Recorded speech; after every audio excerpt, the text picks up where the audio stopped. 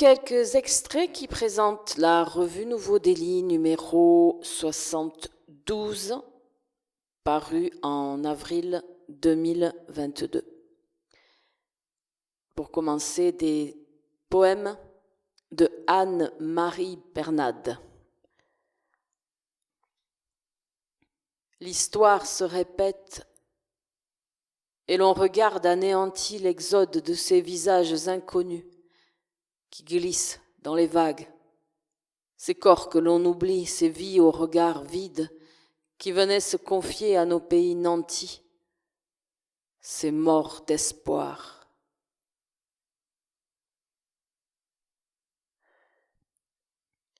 Les mots d'été ont des couleurs soleil, des plages offertes. Pourtant le spasme lourd des guerres sans nom saigne dans l'abondance, tague les murs de ces lambeaux de chair. Dans l'opacité profonde des couleurs blessées, succombent, se terrent au fond des nuits, tremblent en sourdine dans la géhenne des passions. Ceux qui ne savent plus rien sont au bout du couloir, dans des murs de silence, parfois troués de mots, poussière, mouvements d'ombres incertaines, visages flous à part du monde, dans l'estuaire d'un contraste où ils reposent, dans les bras d'une vague brisée sur la plage, très loin de tout. Why? Des poèmes de Jérémy Sémet.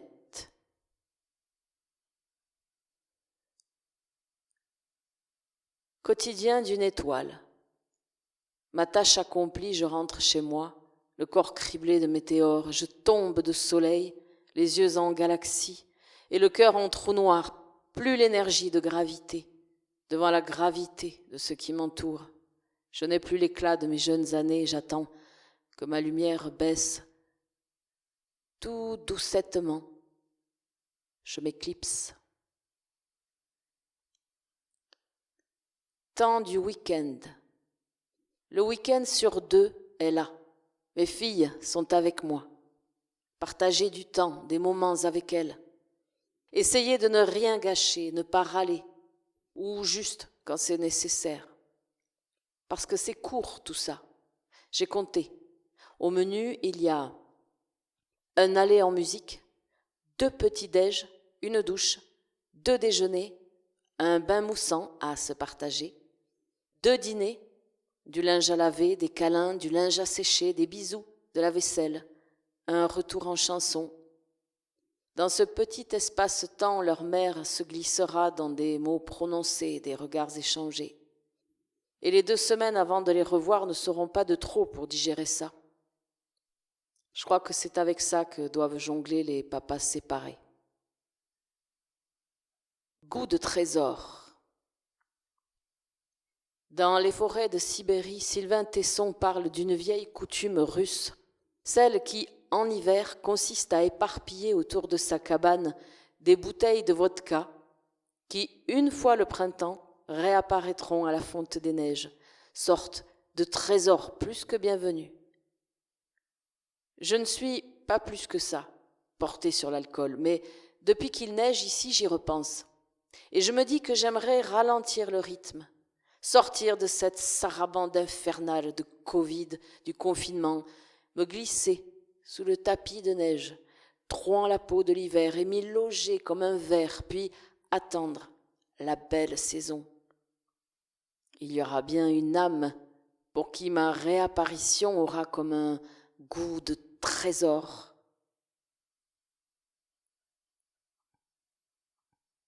Poème de Vincent Calvé, extrait de Naître au mystère.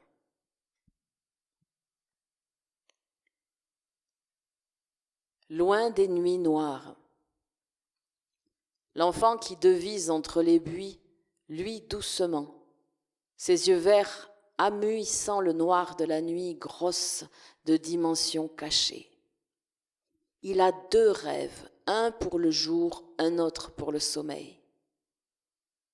Des mains tièdes caressant le sable, les glycines en avalanche. Il a la voix polie des galets qui roulent dans le courant du ruisseau. qui reste à rêver errant dans le flux de vie, des points de suspension de signe à signe. Que désigne-t-il d'un doigt bleu dans la brume et les frondaisons de lune? Est-ce le reste du poids des mots sur la terre qui arrondit l'espace?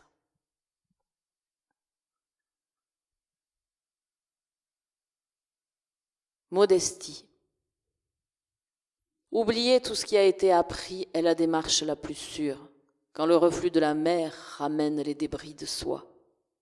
Ne plus chercher à comprendre, ne plus chercher à traduire, ce qui parle de lui-même, se contenter d'accueillir. Accepter les limites de l'esprit, ô esprit qui fait l'ange ou la bête parfois en sa prison de matière. Quand écrire amenuise la certitude d'être, réduit le moi à rien qu'une boursouflure. Laisser reposer la terre, ne pas déranger l'oiseau, vêtir l'aube et se taire.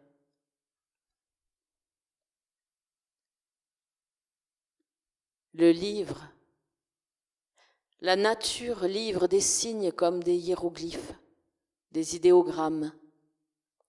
Le brin d'herbe, la fleur du cerisier, le vol du papillon, la neige sur les dalles. Toute une écriture intraduisible qui forme un livre. Ce n'est qu'à certains moments de grâce que tu peux lire, sur les prairies, sur les dunes, à la surface de la mer. Dans le ciel étoilé, la forme des nuages qui changent. Les mots de la langue sont trop pauvres pour énoncer cette réalité.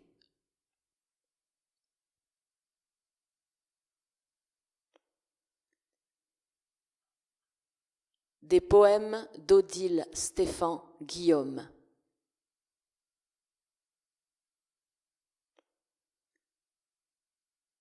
Je suis né de l'absence, des solitudes abruptes et des steppes immenses, où le rire s'est endormi.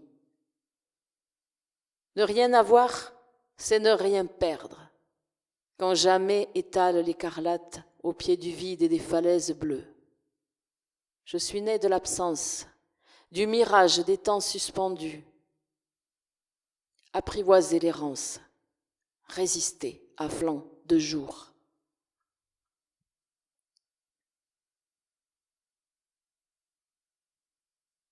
Maléfices que je suis seul à connaître, gouffres obscurs, terre mouvante, sans miséricorde, linceuls dans lesquels mon âme se vautre, errance hostile, à genoux, sans espace. La nuit succède à la nuit, cerne mon souffle, englue ma plume, aspire mes rêves, j'étreins ma douleur. Maléfice, aux portes des granges, les chouettes clouées, ailes écartées. Je n'ai pas eu le choix. À tournoyer dans le vide, les espaces trop grands, j'ai perdu le souffle. Oiseau de maléfice, la plume effraie, le regard d'encre. Ils m'ont enfermé au grenier, étrangère au désordre, le ventre criblé de cris, j'ai éclaté les tuiles du toit. La feuille se souvient des coups, des taches, des augures funèbres. Raison perdue sous la sale lumière, je suis restée. Comme si j'avais dévalé le ciel. Nos regards encastrés piaffent d'impatience, éventrent les barrières, les dieux ne sont pas toujours absents. Les griffons serrés dans la gorge tressent des chapeaux de lune, et leurs chants éclaboussent le matin, joie barbare, puis rien. Le ciel refermé a englouti l'herbe verte, les pigeons fous, les gamins têtus qui bravent les chemins, les fontaines et les anges se sont tus, murmures avortés, clair obscur du temps pétrifié. Le silence saigne en silence. Dans la rue profanée, les crinières de brouillard ont dégrafé le vent.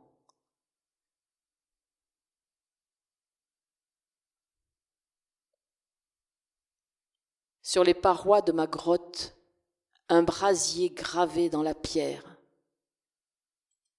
Sur les paupières de mes nuits, le couteau et sa rançon. Captive. Silence cerné, trace noire sur la mémoire. Les ombres pliées.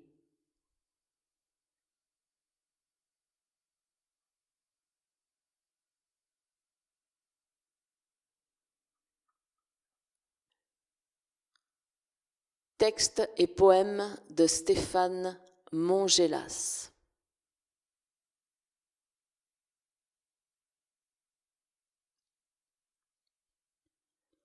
Secours de la bête 2.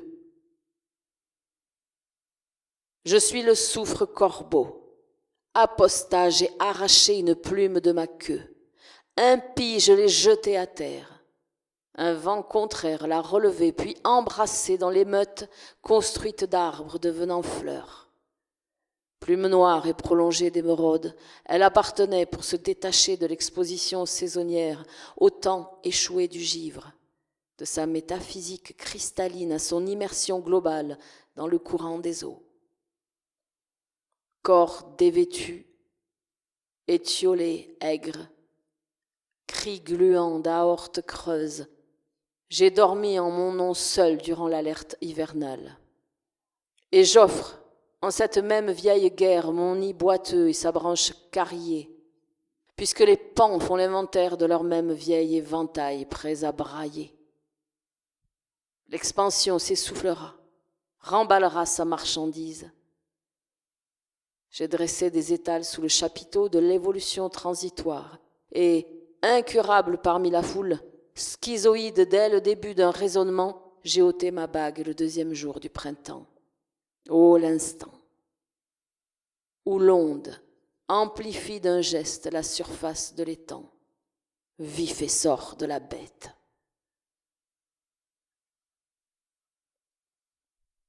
Refuge 1. Un jour, l'œil séché sur l'authentique permanence du vent, refermant lourd de l'intimité des mains, le long des caresses des vastes fractures ordinaires, écrasant au-delà du souvenir l'aube qui mollement se renouvelle, je m'arrêterai en toi, dans l'irréalité vraie du désir pourchassant, à ta source ivre de sel, expertise de nos chairs démesurées, me fixant dans la mousse de sexe, et d'instinct le fait sera de te reconnaître.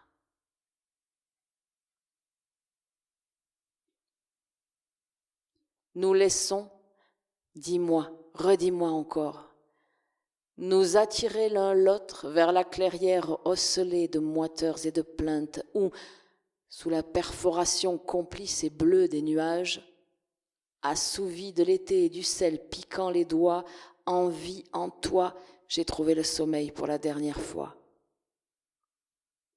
Je sais mon espoir, conscience intime, hasardeuse, faire de l'écorce rognée sur le manque de toi une sciure résultante, semée autour de mon tronc mis à nu, à sang.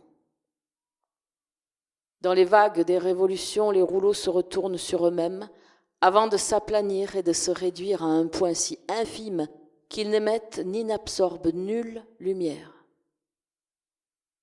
Foudre subite d'été, de l'impact se déploie l'impossible chaleur. L'envergure écrasante de la forêt aplatit ses propres arbres. Nuit d'outrage de nouveau revenus. Amoureux et lucide quant à la portée réfléchie et instable de la lune, je ne dors pas. Amoureux et libre me liant à toi, je m'appuie contre le réel qui t'a donné jour.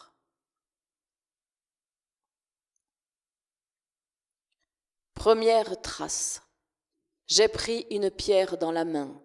Peut-être a-t-elle servi pour circonscrire un feu ancien, ou bien arracher la tempe d'un dernier supplicié. La pierre est rouge. Elle est brûlante. Elle provient des espaces courbes finissant par rétrécir et imploser.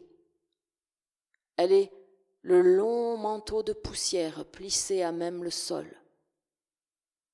Sous la stupeur et filant la nuit, de l'autre main j'ai arrondi la pierre afin de la projeter au-delà de l'enchaînement des jours. Au matin, des jets de quartz retombent de l'apparence et se noient dans le ruisseau d'où tout continue.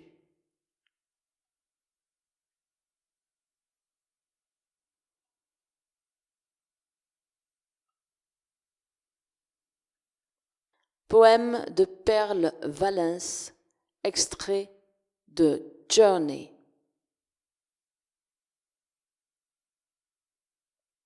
Dehors existe, je l'ai vu, un décor planté en pleine nature. C'est la scène GN, la racine de l'arborescence, espace perçu comme accès à tout spectacle possible. On écrit le scénario de son propre escape game. Objectif, infiltrer le paysage.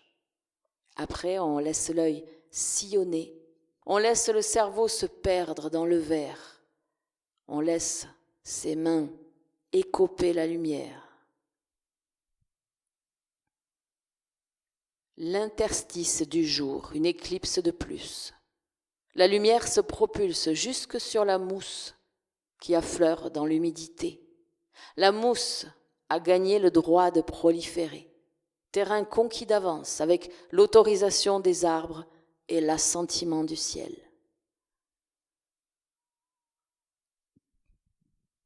L'an dernier, il y avait ici une vaste friche où venaient paître des chèvres. C'est aujourd'hui un champ de lavande, changement de destination, territoire en transhumance de lui-même, mobile à défaut des hommes. Terre redevenue brouillon, renouvelée, parcelle d'essai à expérimentation, à passation d'ouvrage ou d'oubli. L'homme est un loup domestiqué, babines ouvertes pour planter ses crocs ou sa lavande. Si les abeilles pouvaient applaudir, mais elles ont bien trop à faire pour le sauver de lui-même. Qui sait si les abeilles savent où sont passées les chèvres?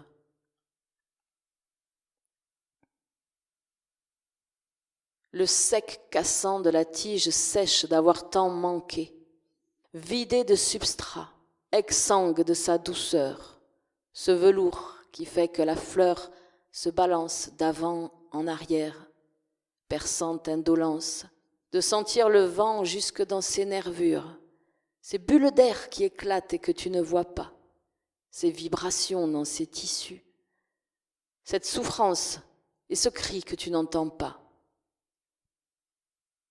Tu ne sais pas, toi, que la douleur de la plante se classe entre sec, coupé, intact. Tu ne sais pas que le sol geint aussi par empathie. Au passage, tu écrases une tige de plus et sa colonie de fourmis.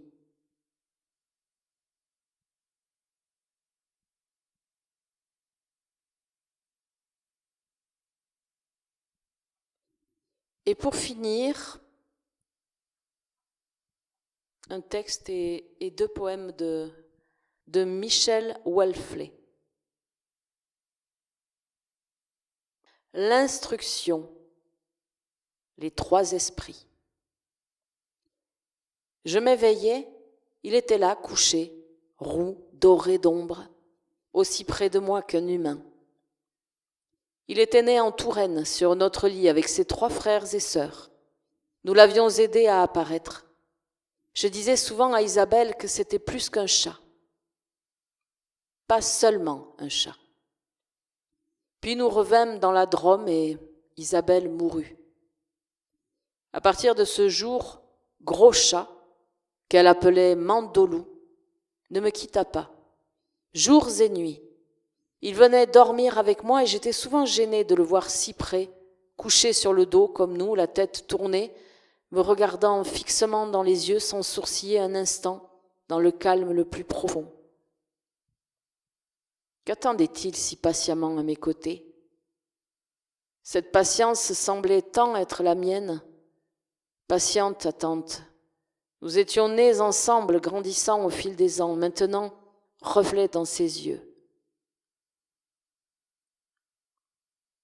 Je ne la reverrai jamais, pensais-je en le regardant, Mais un jour je serai dans le même monde qu'elle, il n'y a qu'à attendre. Et nous attendions. Lentement se fit en moi une pensée, mince comme un fil, persistant jour après nuit dans mon esprit et qui donna forme à mon attente patiente. Il y avait en lui l'esprit d'Isabelle. Je m'interdisais cette pensée, mais peu importe, elle s'imposait à ma vie. Isabelle était en lui. Un point infime, patientant et qui se glissait dans le langage du chat. Langue des yeux et de la voix, langue auquel petit à petit j'appris à répondre. Je miolinais à son encontre quelques interrogations, je tentais des roucoulades. Mes émotions se glissaient sur sa peau comme une caresse. Il approchait, s'asseyait, me répondait brièvement, puis se replongeait dans sa rêverie lointaine, provoquant la mienne, et le temps se suspendait. Que pouvais-je bien croire? Comment l'esprit d'une morte survivrait-il dans celui d'un chat? Mais à la longue, toutes ces questions logiques disparurent. La vie revenait vers moi aussi mystérieuse et surnaturelle qu'elle était apparue. Nous expérimentons joies et souffrances, mais il ne reste toujours en nous que cette vérité inexprimable. Que se passe-t-il exactement? Tout me disait que le chat aussi attendait de savoir, d'être comme moi délivré de cette obsédante question, d'être enfin en paix éternellement avec elle, de ne plus être séparé de la vie totale par un corps.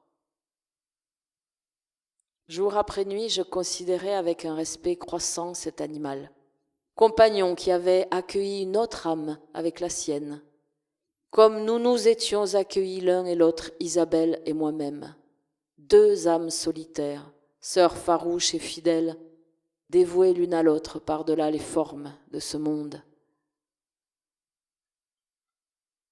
Et un matin, dans ce demi-réveil encore fécondé de rêves et d'intuitions, je saisis la source de l'attente du chat.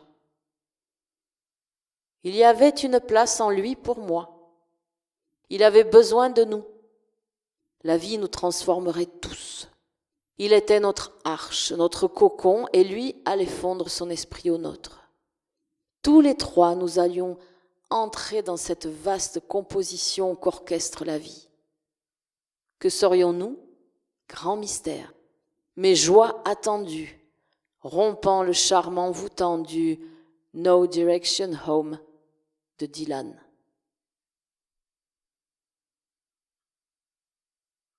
Le silence en souvenir. À l'orée d'un bois flottant parmi les ombres, se tient la femme que j'aimais. Je retiens un instant ses yeux bleus dans les miens. Sa main me manque, qui cueillait la mienne en marchant. Nous allions, étonnés de notre chemin, interrogés sans cesse par les grandes plantes de la vie. Te baissais, blonde, près d'une pierre. L'intime se rassemblait. J'attendais un peu absent, pudeur devant tes solitudes. Je t'aime. Les pierres sont restées. Sous mon pas, j'entends le silence de ta voix.